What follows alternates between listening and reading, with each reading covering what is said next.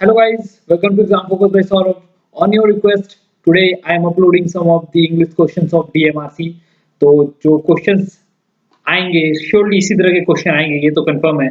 मैं ये नहीं कहता कि यही क्वेश्चन आएंगे, बट जो पैटर्न मैं बनाकर आपको दे रहा हूँ मोस्ट प्रोबेबली ऐसे ही आएंगे। तो चलिए क्वेश्चंस देखते हैं।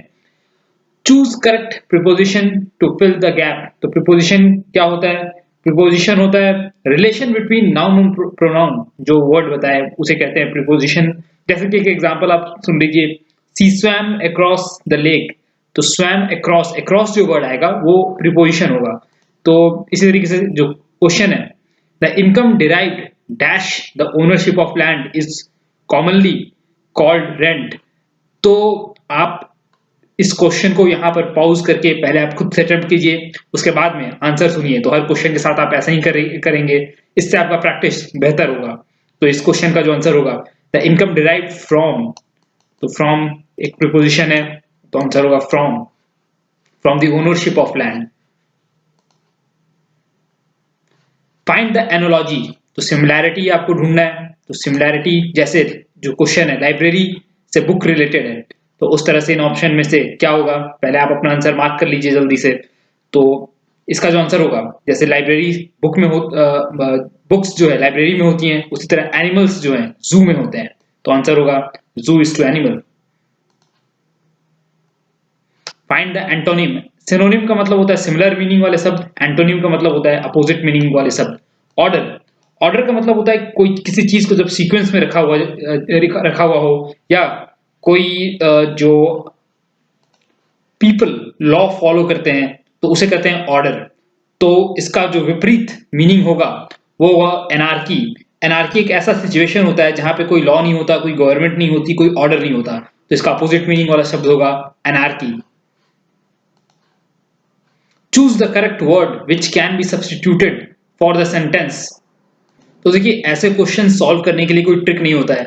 आपका वोकैबुलरी जो है वो स्ट्रांग होना चाहिए, और ये कोई एक दिन में कोई ट्रिक से आपको नहीं सिखा सकता। कंटिन्यूअसली आपको बुक्स पढ़ने पड़ेंगे, जैसे वर्ड पावर, मेडीजी वगैरह जो बुक्स होते हैं, आप उन पे नजर रखे होंगे। अगर ये 2 दिन में आप नहीं बना सकते हैं, तो ऐसे क्वेश्चन को सॉल्व करने के लिए आपको रेगुलर प्रैक्टिस करना पड़ेगा।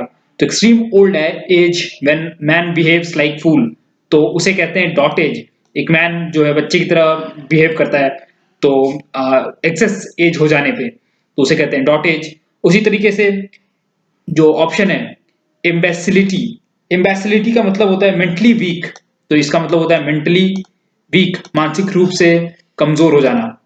और सेनिलिटी जो है, सेनिलिटी का मतलब होता है deterioration of physical and mental functioning. तो जो दिमागी और मानसिक रूप पे खराब हो जाना, उसे कहते हैं सेनिलिटी। इसी तरह सुपर एन्युएशन जो है, इसका मतलब होता है जो मासिक भत्ता जो मिलता है रिटायरमेंट के बाद, उसे कहते हैं। तो ओल्ड एज पेंशन भी इसे कह सकते हैं, ओल्ड एज पेंशन। तो ये सब वर्ड जो है वोकैबुलरी स्ट्रॉन्ग करने पे आपको आएगा। और डॉट एज का मतलब होता है extremely old age when man behaves like fool. तो arrange the sentence in a meaningful order. तो इस तरह का क्वेश्चन भी आपको दिखेगा। तो 5 सेंटेंस दे देंगे एक प्रॉपर सीक्वेंस में। तो इसका जो आप पॉज करके इसे फिर से सॉल्व करने की कोशिश करें, तो जो प्रॉपर सीक्वेंस होगा इसका वो होगा QONMP। देखिए, a snake bit the gardener, he cried for help. उसके बाद his friend came, killed the snake and took him to the hospital. तो प्रॉपर सीक्वेंस ये होगा। तो ये आपको एनालाइज करना पड़ेगा। तो ये है इसका आंसर। Next question, fill in the blanks with correct form of verb. तो कोलंबस डैश अमेरिका। तो ये थोड़ा सा आंसर क्वेश्चन है। तो सिंपल पास्ट टेंस इसमें यूज होगा। सिंपल पास्ट टेंस इसमें से आपको जो ऑप्शन में दिख रहा है वो है कोलंबस डिस्कवर्ड अमेरिका। तो यहाँ पे होना चाहिए discovered America. Now find the incorrect part of sentence. ये भी क्वेश्चन आपको जरूर दिखेगा एग्जाम में। 60 क्वेश्चन में से एक ना एक क्वेश्चन, ऐसा 1 या 2 क्वेश्चन जरूर आपको इस तरह का मिलेगा। तो hard had he thrown the ball when it fell on the ground. तो इसमें जो होना चाहिए करेक्ट कोरिलेटिव हार्डली होना चाहिए यहाँ पर। तो पहला पार्ट में गलती है, hardly had he thrown the ball when it fell on the ground. तो पहला पार्ट में एरर है। Now choose the most suitable preposition. Once again preposition पे क्वेश्चन। तो he will acquire dash the matter तो किसी चीज की जब आप गहराई में जाते हैं, किसी मैटर के अंदर जाते हैं, तो इनटू द मैटर होता है, किसी मैटर की गहराई में तो इनटू द मैटर, तो आंसर होगा into the matter. Now the part of sentence is printed in bold, तो कुछ पार्ट सेंटेंस का बोल्ड में प्रिंटेड है। Choose the alternative to improve the bold part, bold part को इंप्रूव कीजिए। तो ही डैश या he has left for London last night, तो ये पास्ट टेंस में आ गया, फिर से सिंपल पास्ट टेंस यहां पर होगा ही लेफ्ट फॉर होना चाहिए। तो ऑप्शन में अगर आपको कहीं दिखे he left for London last night, तो इसका आंसर होगा he left for London last night. Now next question, which of the following best expresses the meaning of given word bliss? once again vocabulary based question। bliss का मतलब होता है बहुत ज्यादा खुश होना, extreme happiness जिसको बोलते हैं।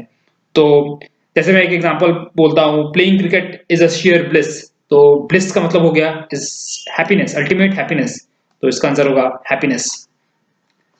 pleasure से भी बहुत लोग कंफ्यूज हो सकते हैं इस ऑप्शन में, बट जो प्रॉपर वर्ड है वो है happiness।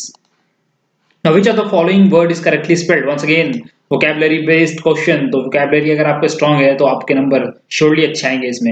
Embarrass, तो embarrass का स्पेलिंग होता है EMBARRASS, embarrass, तो ऑप्शन होगा बी। तो ये ऐसा क्वेश्चन भी, ये क्वेश्चन तो SSC CGL CHSL सारे कॉम्पिटेटिव एग्जाम में आपको इस तरह के क्वेश्चन दिख जाएंगे। तो DMRC में भी ऑब्वियसली दिखना ही है, डायरेक्ट इनडायरेक्ट स्पीच पे भी क्वेश्चन आता है। तो क्वेश्चन है, She said to me, it has been raining heavily and you cannot go। तो जब डायरेक्ट से इनडायरेक्ट में आप कन्वर्ट कर रहे हैं तो आपको कुछ नॉर्म्स याद रखने होंगे। इस वीडियो में तो मैं पैटर्न बता रहा हूँ कि किस तरह का क्वेश्चन आता है। तो देखिए इसका आंसर होगा, 4 ऑप्शन जो दिए रखे हैं तो एक एक करके आपको पढ़ना होगा। पहले तो शी टोल्ड मी, तो सेड टोल्ड में बदल जाता है, जी हाँ ठीक है।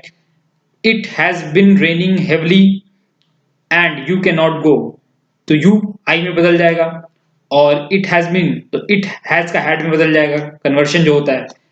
रेनिंग हेवली, तो पहला ही ऑप्शन करेक्ट दिख रहा है इसमें, तो बाकी सब अल्टीमेटली रॉन्ग ही होंगे। तो पहला ऑप्शन इसका होना चाहिए सही। She told me that it had been raining heavily and I could not go. Now passage is very important and comprehension is also very important. तो जल्दी से पैसेज देख लेते हैं। About a million different species, तो यहाँ पहला जो fill in the blanks दिख रहा है, about million different species of insects has been identified, तो ऑफ यहाँ पर भी जी हाँ ऑफ होगा, तो यहाँ पर ऑफ आ जाना चाहिए। Next question, yet little dash is known about them, तो is known यहाँ पर होना चाहिए नॉन, तो 2 का पहला option known about some of them, although, तो नेक्स्ट क्वेश्चन देखते हैं। although insects vary so much in their shape and size को रिलेट करता है, तो आंसर होगा इसका शेप एंड साइज, तो यहाँ पर साइज आ जाएगा। उसके बाद नेक्स्ट क्वेश्चन देखते हैं, shape and size they have all the dash structure, तो वैरी कर रहा था पहले शेप एंड साइज में, बट ओवरऑल जो स्ट्रक्चर होता है वो होता है सेम, तो इसका जो आंसर होगा वो हो जाएगा सेम, तो यहां से same. Now next question, so final part, all insects normally have, I have written the answer in fact, so यहाँ पर हैव डैश देना था 6 legs, तो हैव यहाँ पर आपको आंसर में मिलेगा। तो मेन मोटो था इस वीडियो का कि आपको मैं बताऊं कि किस तरह का क्वेश्चन आता है एग्जाम में, तो कुछ इसी तरह का पैटर्न रहेगा एग्जाम में, और जो मैं एक एक क्वेश्चन आपके सामने पुट फॉरवर्ड किया हूँ वो कहीं 2-3 आपको दिखेंगे, और अलग अलग वोकैबुलरी के क्वेश्चंस, डायरेक्ट इनडायरेक्ट स्पीच, फिर एक्टिव पैसिव वॉइस, इन सब चीजों को आप अच्छे से पढ़ कर जाएं, तो ये सब बेसिकली पूछा जाएगा। और वोकैबुलरी तो आप तुरंत कुछ देर में इंप्रूव नहीं कर सकते, इसके लिए आपको लंबा समय चाहिए होता है, रिवीजन चाहिए होता है। फिर एक पैसेज पे क्वेश्चन आपका जरूर रहेगा, 5 क्वेश्चन पैसेज पे रिलेटेड, सिनोनिम एंटोनिम्स पे 2-2 क्वेश्चन आपको मिलेंगे, तो इस तरह से मार्किंग रहता है। और एक्सप्लेन इन वन वर्ड, जैसे कि एक सेंटेंस को एक वर्ड में क्या कहते हैं, तो इस तरह के क्वेश्चंस आपको दिखेंगे। तो thank you guys, thank you for watching the video. अगर आपको इस तरह के वीडियो और चाहिए तो आप मुझे कमेंट करके बताइएगा, तो मैं आपको कल तक और वीडियो प्रोवाइड करूंगा। So thank you very much, keep sharing exam focus. Stay tuned, thank you.